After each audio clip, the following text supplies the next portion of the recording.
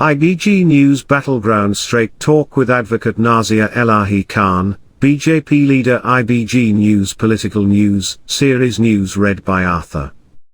A political straight talk by Rondir Sao in IBG News Battleground Straight Talk with Nazia Elahi Khan, BJP leader. Kolkata, the 25th of July 2022.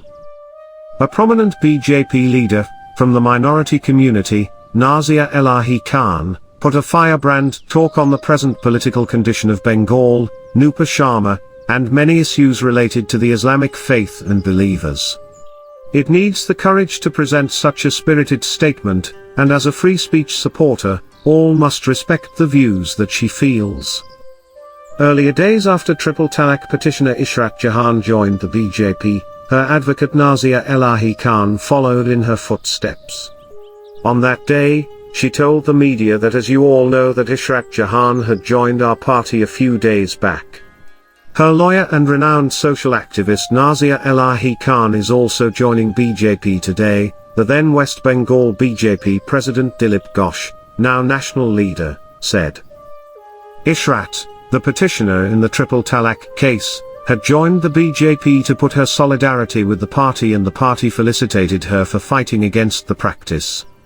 Her husband had divorced her over the phone from Dubai in 2014 by uttering talaq thrice.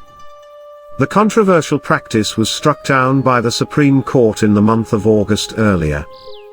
Remembering that fight for justice for the unfortunate ladies, we went to talk with Nazia Elahi Khan about freedom of speech and the right to express one view.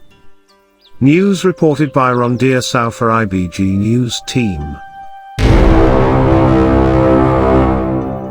আমরা আমাদের মধ্যে পেয়েছি বিশিষ্ট আইনজীবী, সমাজসেবী এবং BJP নেত্রী নাজিয়া এলাহি খান মহোদয়াকে। দিদি, প্রথমেই আপনাকে আমাদের চ্যানেলে স্বাগত।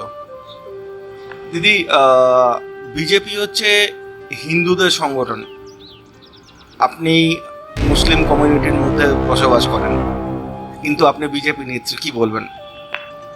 দেখুন, সবাই বলে যে হিন্দুদের সংগঠন, কিন্তু এই বিজেপি ট্রিপল তালাক জন্য এত ভালো কাজ করলো। এখন আমরা রিসেন্টলি ইউপিতে দেখলাম মাদ্রাসার জন্য योगी आदित्यनाथ जी এত ভালো কাজ করলেন। तो जितने भी इंटेलेक्चुअल और एडुकेटेड जो टीचर्स हैं वही वहाँ पर बच्चों को पढ़ा सकते हैं। हज के लिए नकवी जी ने बहुत काम किया। क्या करके लोग बोलते हैं कि हिंदुत्व पार्टी है, मुझे समझ में नहीं आता है। ऐसा नहीं है, लिबरल पार्टी है, डेवलपमेंट इम्प्रूवमेंट को सोचने और समझने वाली पार्टी है, कास्ट और क्रीड के बेस्ड पर नहीं चलने वाली पार्टी है, अफ्तार में बैठ करके और ला इलाहा पढ़ करके किसी भी धर्म का मजाक नहीं उड़ाने वाली पार्टी है। आज आप अगर हिंदू हैं तो आपको ये प्राउड होना चाहिए कि आप हिंदू हैं। आज अगर मैं मुस्लिम हूँ तो मुझे ये प्राउड होना चाहिए कि मैं मुस्लिम हूँ। दल करना, पॉलिटिकल पार्टी करना, ये हमारा एक कर्तव्य है, ये हमारा इंडिपेंडेंट राइट है कि हम कुछ भी कर सकते हैं। पर जब एक पॉलिटिकल पार्टी लीडर होकर के जब हम बैठते हैं किसी चेयर पर, तो हमारे ऊपर जनता की रिस्पॉन्सिबिलिटी आती है, और जब जनता की रिस्पॉन्सिबिलिटी आती है तब हमको अपना कास्ट और क्रीड साइड में रखना पड़ता है और देश के लिए और जनता के बेटरमेंट और इम्प्रूवमेंट के लिए ही सिर्फ सोचना पड़ता है। दीदी, जब आपने 3 तलाक के लिए लड़ा तो क्या क्या फेस करना पड़ा आपको? बहुत कुछ। আমি বলতে পারবো এখনো আমাকে মুসলমানই গালাগাল দেয়। হিজাব বিরুদ্ধে আমি বললাম কেন মহিলারা হিজাব পরবে, তারপর আমি বললাম কি হিজাবের পক্ষে আপনার পুরুষরা কেন হাঁটছে, চটিটা মাথায় রাখে কেন হাঁটছে। মহিলাদের লড়াই মহিলাদেরকে লড়তে দিন না। মুসলমান মহিলার ভিতরে এত মানে ক্যাপাসিটি নেই যে নিজের লড়াইটা নিজে লড়তে পারবে। শাবানু তো মানে 20 বছর অপেক্ষা করলো কি ঠিক আছে আমি লড়বো তালাকের বিরুদ্ধে, এই লড়েছে, একটা হিস্টোরিক্যাল ভার্ডিক্ট আসলো।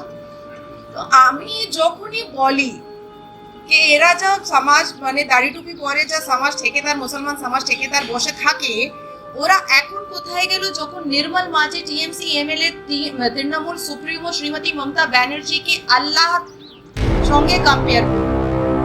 যে মমতা বন্দ্যোপাধ্যায় আমাদের আল্লাহর মতো, তখন মুসলমানরা কোথায় চলে গেছে? তখন অল ইন্ডিয়া মুসলিম পার্সোনাল ল বোর্ড কোথায় চলে গেছে? তখন মৌলানা শফিক কোথায় চলে গেছে?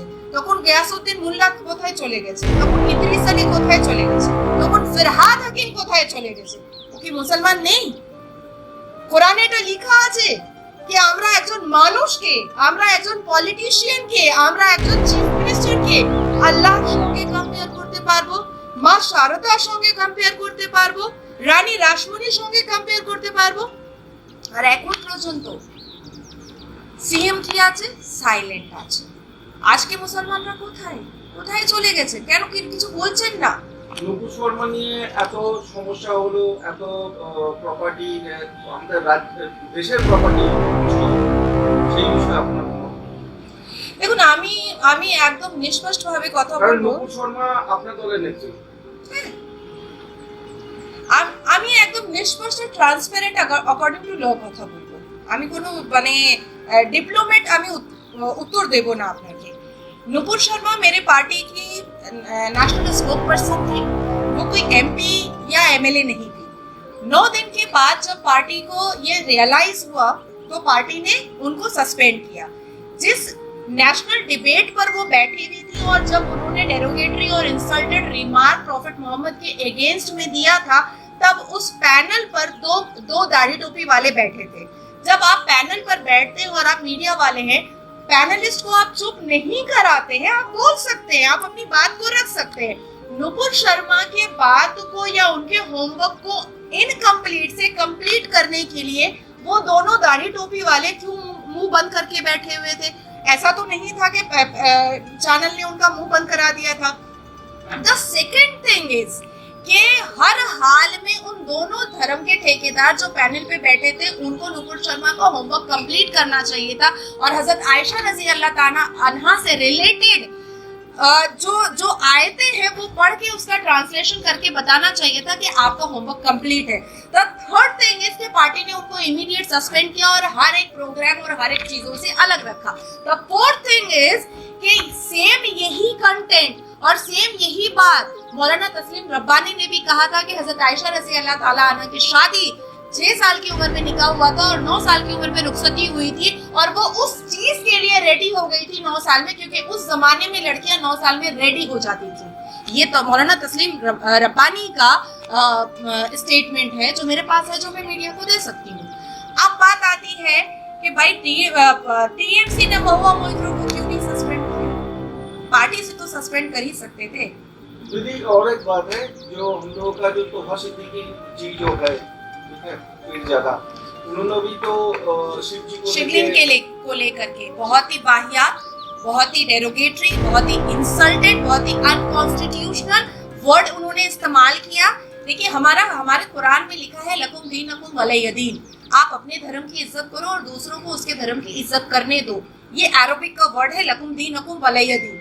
हमारे कुरान में ह्यूमैनिटी के बारे में लिखा है, हमारे कुरान में फॉरगिवनेस के बारे में लिखा है। हमारा कुरान कहता है बहुत पीस। इस्लाम का मतलब ही निकलता है पीस। तो ये पब्लिक प्रॉपर्टी तोड़ना, ये सारी चीजें तोड़ना, जब महुआ मोइत्रो ने काली माँ के लिए इतना अनकॉन्स्टिट्यूशनल डेरोगेटरी रिमार्क दिया कि एक हाथ में दारू का बॉटल, एक हाथ में सिगरेट और मुंह में मीट है।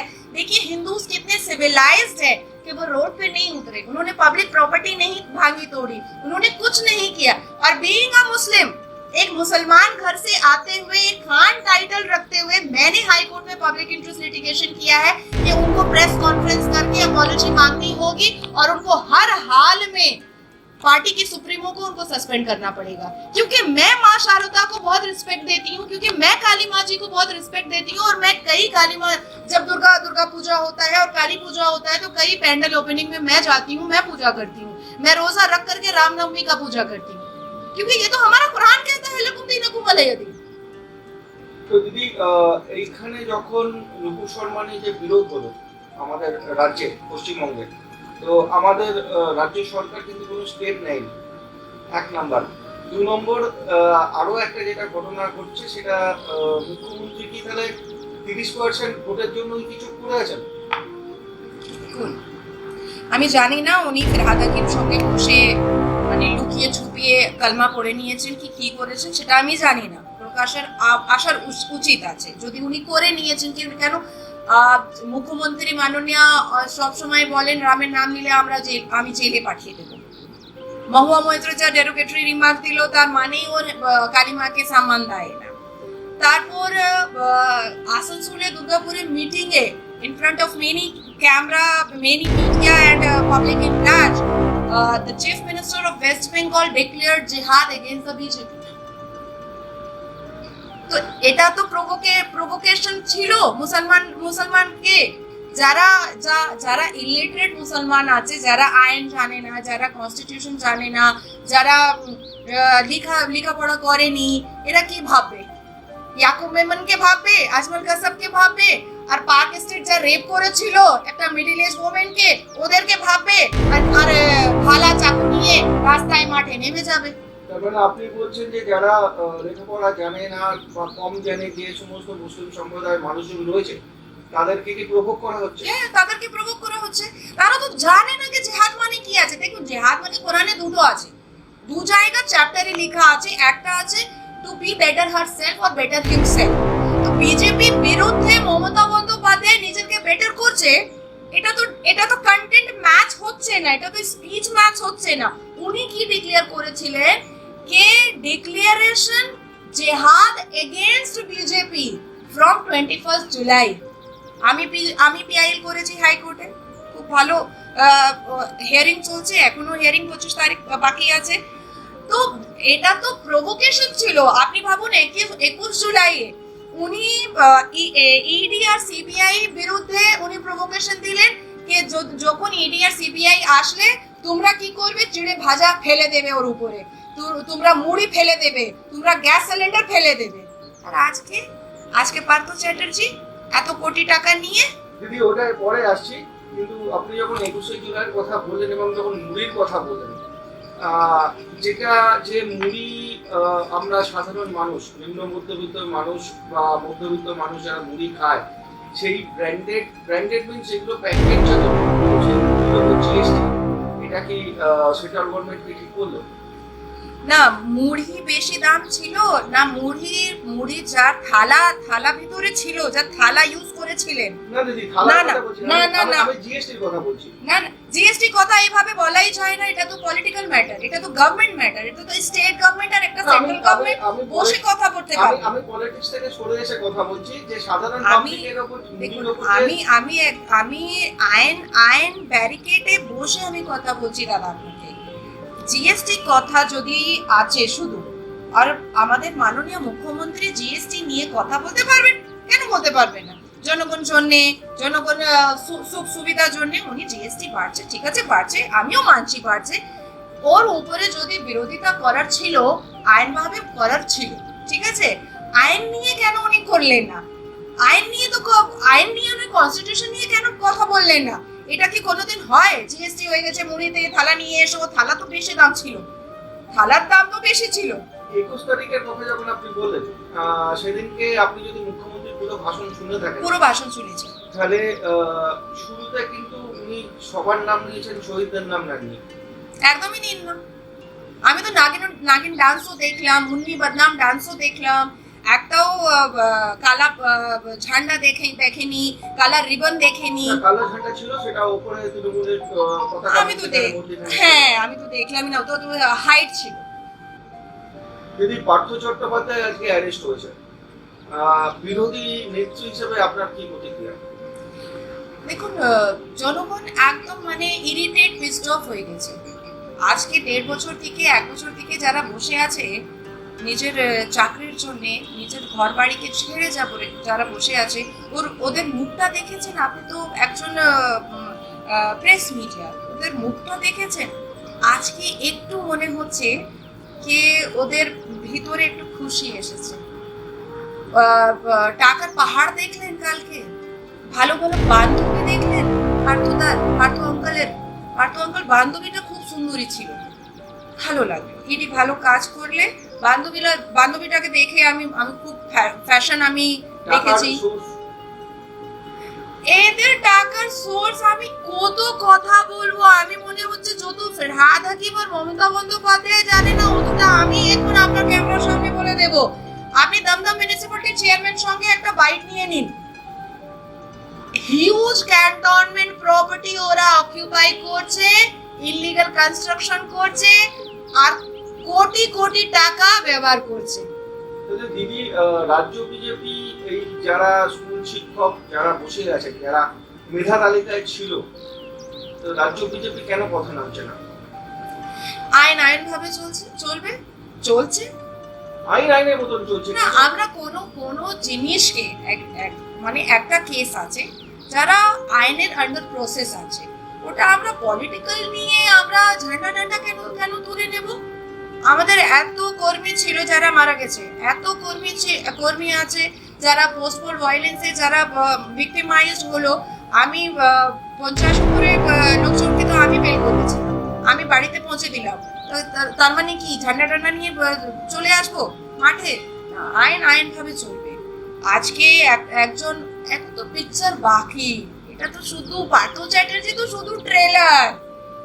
আমরা যা এত হিরোইনকে দেখলাম, সুন্দরী বান্ধবীকে দেখলাম, এটা শুধু ট্রেলার আছে, এখন পিকচার দেখবেন আপনারা পুরো। এই পিকচারে হিরো হিরোইন কে আছে? হিরোইন তো একজনই আছে, একটা পোস্ট, সবাই ল্যাম্প পোস্ট, এটা সবাই জানে। যদি আপনাকে অনেক Thank you. ধন্যবাদ।